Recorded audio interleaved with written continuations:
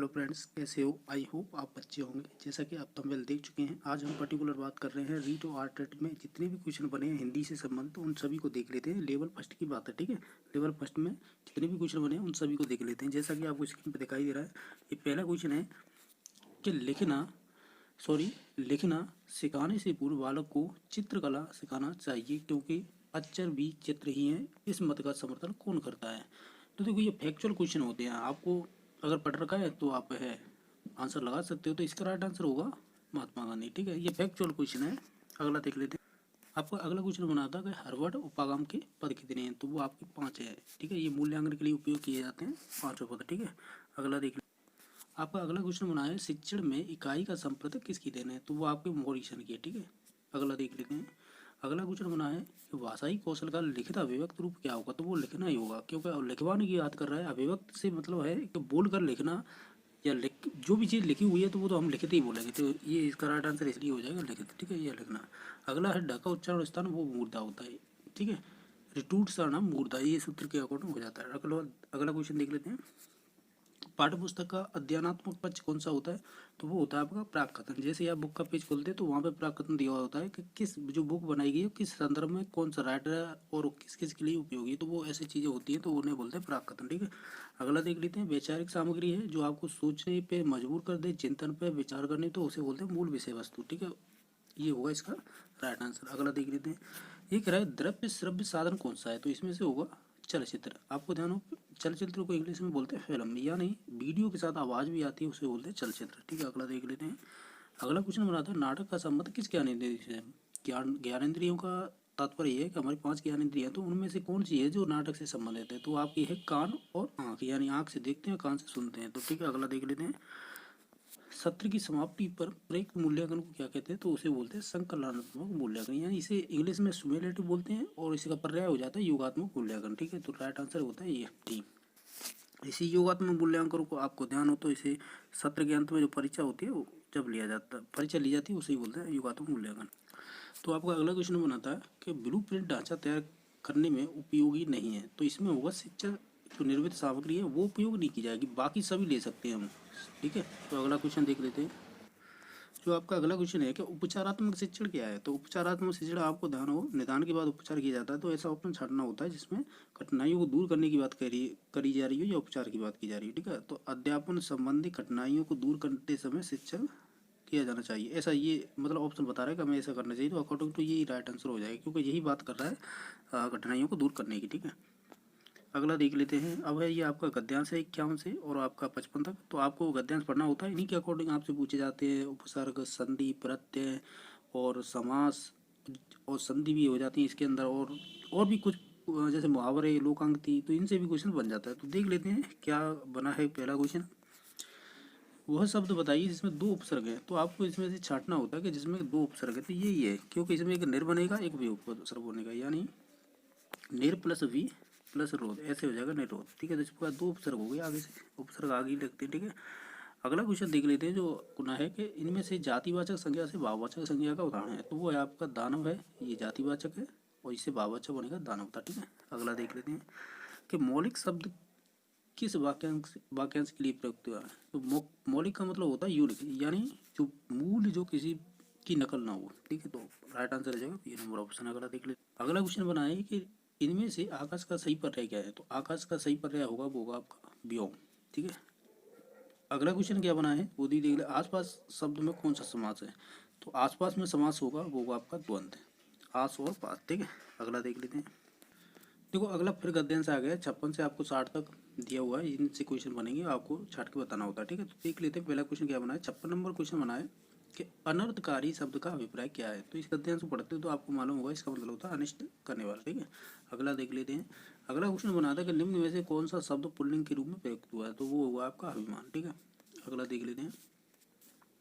कौन सा युग्म सही विकल्प है ये बताना, विकल्प कौन सा सही है? तो देखो गौ से गौए बने हैं यानी बहुवचन बना है, स्कूल से स्कूल है, तो ये दोनों ही सही हैं, ठीक है। ध्यान देने की बात ये है कि इसमें एक ऑप्शन राइट नहीं है, दोनों माने हैं ए और सी, ठीक है। वो है भी वैसे देखोगे तो आप। अगला है ये अध्यापक कक्षा में पढ़ा रहा होगा। तो देखो ये क्वेश्चन क्या है, डिलीट किया गया है, ठीक है, पर्टिकुलर डिलीट करके इसमें बोनस दिया है सभी को। अगला देख लेते हैं।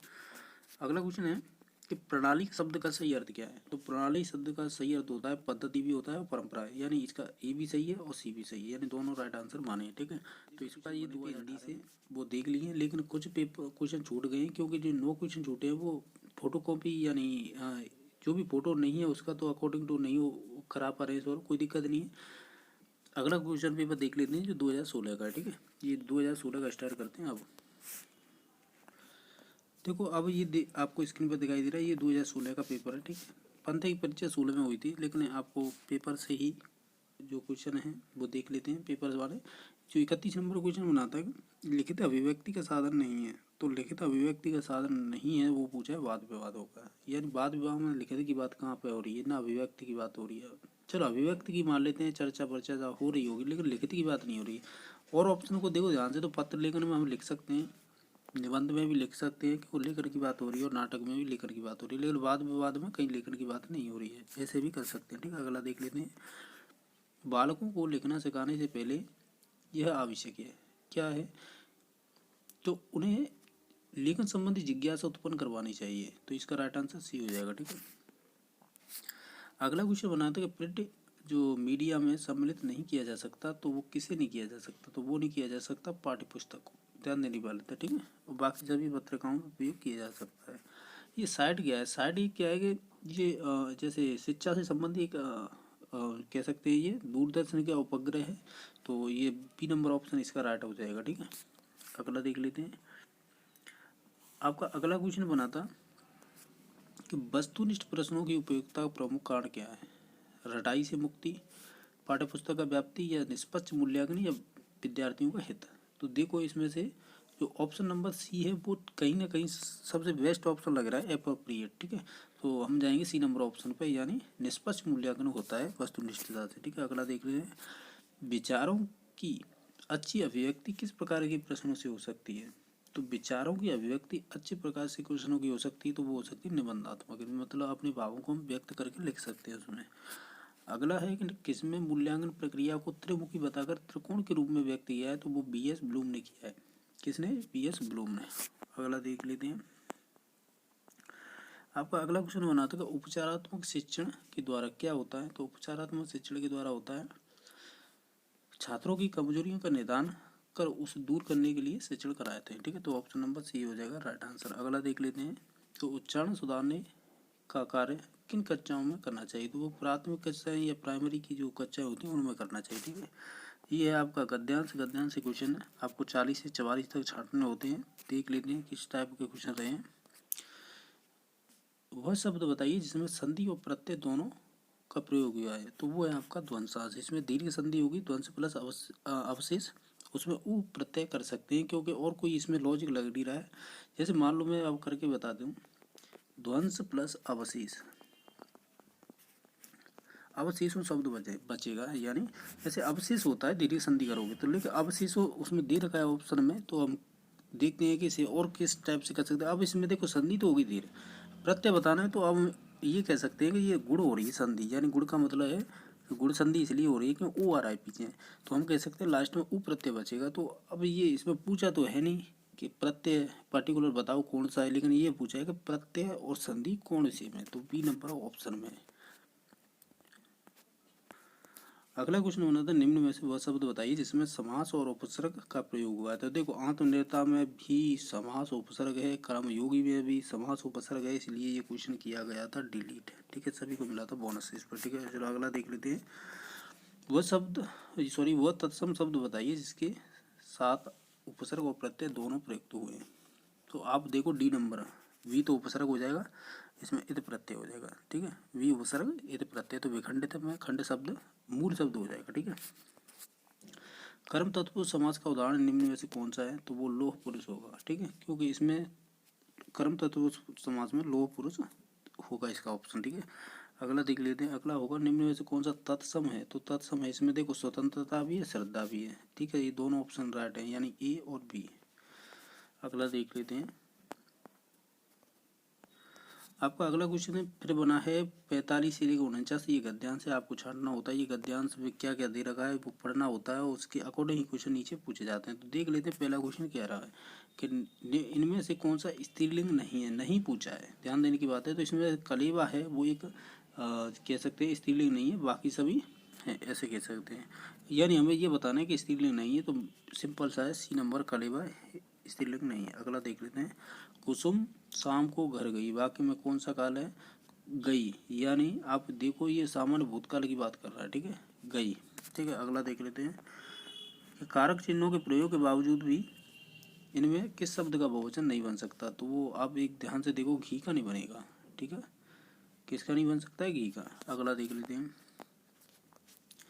निम्न में से किस शब्द का लिंग नहीं बदलता। तो आप ध्यान से देखो, साइकिल का लिंग आप बदल नहीं सकते, तो साइकिल राइट आंसर होगा। अगला देख लेते हैं कि वो सदैव बहुवचन में ही प्रयुक्त होता है। तो वो आपका दर्शन है, वो सदैव ही बहुवचन में प्रयुक्त होता है, ठीक है। तो ये सिंपल क्वेश्चन है, देखते ही पढ़ रहे हैं। ईश्वर तुम्हें सफलता प्रदान करे, ये कैसा वाक्य है, ये बताना है। ईश्वर तुम्हें सफलता प्रदान करे, तो ये किस प्रकार का वाक्य है, तो ये आपका हो जाएगा इच्छावाचक, ठीक है।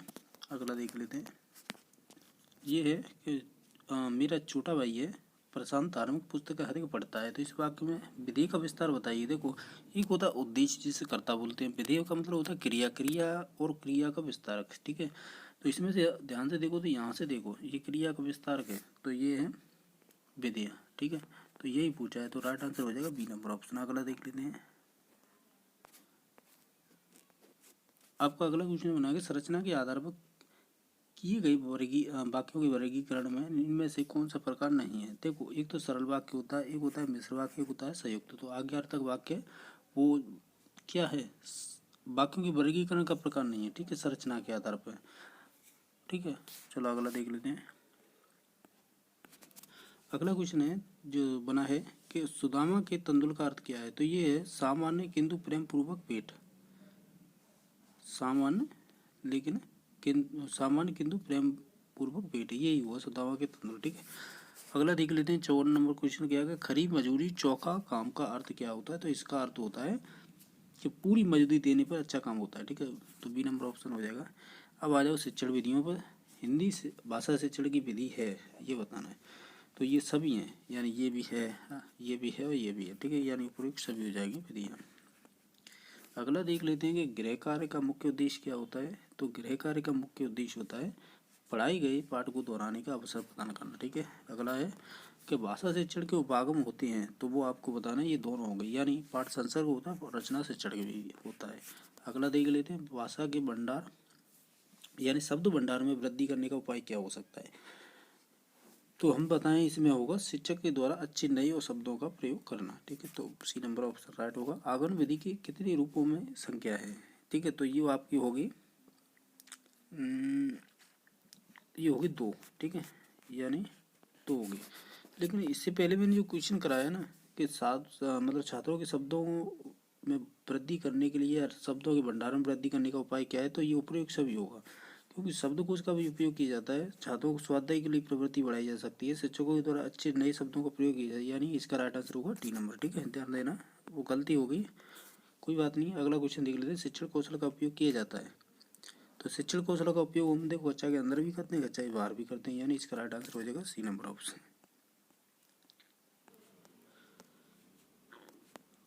जैसा कि आपको स्क्रीन पे दिखाई दे रहा है, ये है आपका 2012 का पेपर है, यानी आरटेट है ये, ठीक है, आरटेट 2012 का पेपर है ये। चलो देख लेते हैं इसमें किस टाइप के क्वेश्चन रहे थे। जैसा कि आपको स्क्रीन पे दिखाई दे रहा है, ये आपका था गद्यांश, जो आपको 31 से 37 तक क्वेश्चन दिए रखे होंगे नीचे, वो छांटने होते हैं, ठीक है, इन गद्यांशों से, या पहले इसे पढ़ के देख। जैसा कि स्क्रीन पे दिखाई दे रहा है, ये 2012 का पेपर है आरटेट का, ठीक है। तो देख लेते हैं इसमें किस टाइप के क्वेश्चन रहने वाले हैं।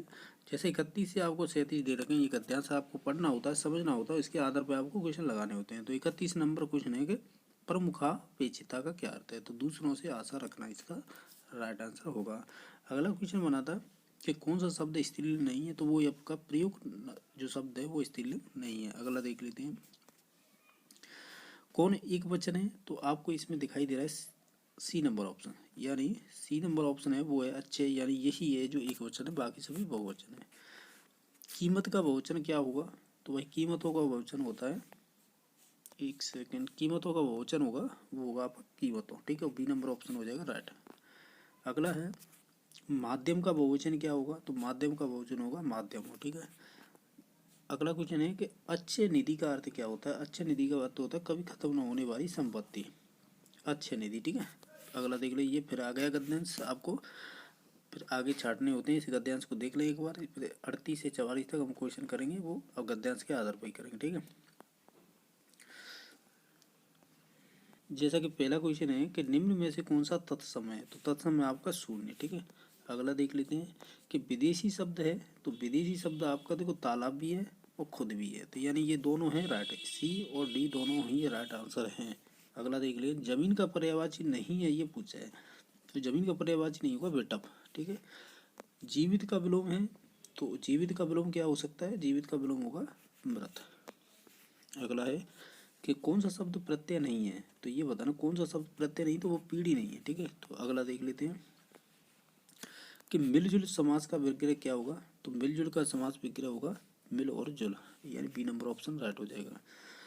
अब ये बताना है कि इनमें से अब भी कौन सा, तो अब भी आपका होगा एक, ठीक है, ध्यान देने की बात है। अगला देख लेते हैं कि श्रुत से किस कौशल का अधिक विकास होता है, तो ये आपका शिक्षण विधियों से संबंधित क्वेश्चन आ गया, तो इसका होगा श्रवण कौशल, यानी LSRW। आपने अगर ये क्रमिक है, स्वाभाविक क्रमिक है, तो ये जो L है यानी लिसनिंग, तो यही होगा इसका राइट आंसर। अगला देख लेते हैं, और अगला क्वेश्चन है, देखते हैं। आपका अगला क्वेश्चन 40 नंबर बनाए कि कौन सा अशुद्ध वर्तनी का कारण है, तो वो आपका हो जाएगा जलवायु, सॉरी ये हो गया नहीं है, तो वो होगा जलवायु, ठीक है। अगला है कि अच्छी परीक्षा आवश्यक है, तो अच्छी परीक्षा कौन सी आवश्यक है, ये ऑप्शन दे रखे हैं, तो उनसे छाटना है आपको, तो वो है विश्वसनीयता भी होनी चाहिए परीक्षा में, वस्तुनिष्ठता और विविधकारी, यानी उपयुक्त सभी इसका राइट आंसर हो जाएगा। कि मूल्यांकन उपयोगी है, तो मूल्यांकन कब उपयोगी होता है, जब होता है जब विद्यार्थी की कक्षा उपस्थिति जानने के लिए, ठीक है। ये है इसका राइट आंसर, मूल्यांकन उपयोगी है।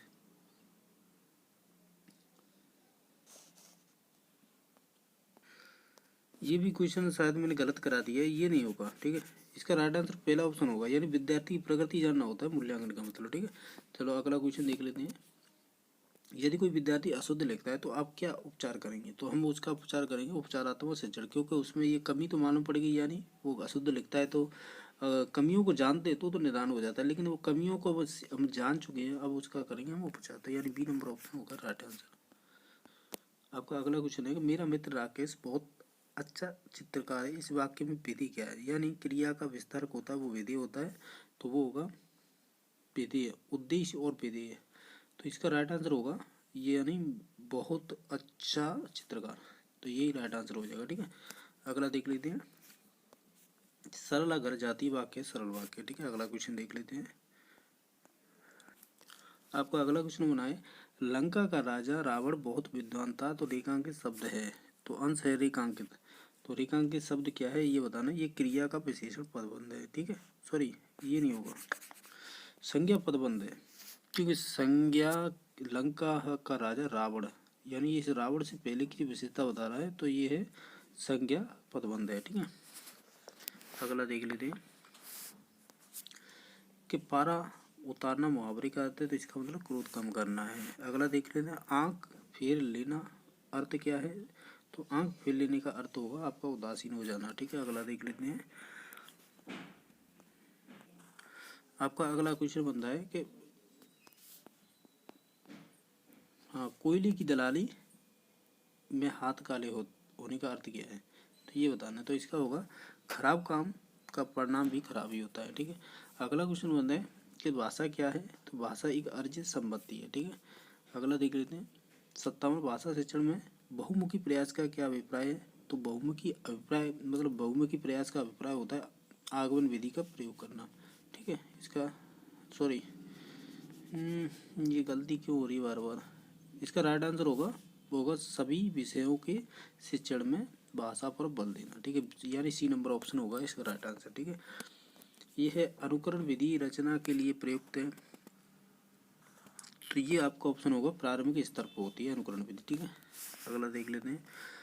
अगला क्वेश्चन है बात विद्यार्थियों में भाषा के प्रति रुचि विकास किस प्रणाली की भूमिका सबसे अधिक रहेगी, तो वो आपकी रहेगी अवलोकन। ठीक है, अगला देख लेते हैं, भाषा कौशलों की संख्या कितनी है? तो भाषा कौशलों की संख्या 4 है। वो कौन कौन से? LSRW, जो आप जानते हो। ठीक है, चलो अगला देख लेते हैं। ये क्वेश्चन हो जाते हैं, जैसा कि आप स्क्रीन पर देख पा रहे हो ये जो पेपर है ये 2011 का पेपर है। ठीक है, लास्ट पेपर बचा है क्योंकि हमने 18 का सॉल्व कर लिया, आपने 16 का कर लिया है हमने, फिर उसके बाद आपने 2012 का कर लिया, अब रह गया 2011 का जो लास्ट पेपर है, उसे भी देख लेते हैं। इसमें तो ग्रामर ही पर्टिकुलर पूछी गई तो डायरेक्टली देखते जाते हैं। ठीक है, अगला क्वेश्चन बनता है 31 नंबर, विद्यालय शब्द में है तो आपको बताना है इसमें कौन सी संधि है। तो इसमें स्वर्ग संधि होगी, विद्याधन आलय। पवन शब्द का संधि विच्छेद है पो प्लस अन होगा, इसमें अयादि संधि है। ठीक है, अगला है हिंदी में वचन कितने होते हैं? आपको मालूम होगा हिंदी में वचन 2 ही होते हैं, एक वचन बहुवचन। आगरा का बहुवचन क्या हुआ? आगरा का कोई बहुवचन नहीं होता है। ठीक है, इसका राइट आंसर यही हुआ। अगला देख लेते हैं कि जिन शब्दों के प्रयोग के अनुसार कोई परिवर्तन नहीं होता उन्हें कहते हैं अभिकारी शब्द। चलो अगला क्वेश्चन देख लेते हैं कि सही मतलब ये शब्द का सही रूप चयन कीजिए। तो आपको सही शब्द चयन करना है तो वो तृष्णा होगा, इसका मतलब सही ऑप्शन इन सभी में से जो ऑप्शन नंबर डी है। अगला देख लेते हैं, आपको अगला क्वेश्चन बना था कि कवि का स्त्रीलिंग क्या होगा, यानी कवि का स्त्रीलिंग होता है कवयित्री होता है। ठीक है, सी नंबर ऑप्शन होगा। अगला है कि संस्कृत के वे शब्द जिन्हें हिंदी में बिना किसी परिवर्तन के प्रयोग करते हैं तो उन्हें क्या कहते हैं? तो उन्हें कहते हैं हम तत्सम। ठीक है, अगला देख लेते हैं, जब किसी समास में दोनों शब्द प्रधान हो तो वो तत्पुरुष समास कहलाता है। तो ऑप्शन तो दिखाई नहीं दे रहे हैं लेकिन फिर भी देख लेते हैं।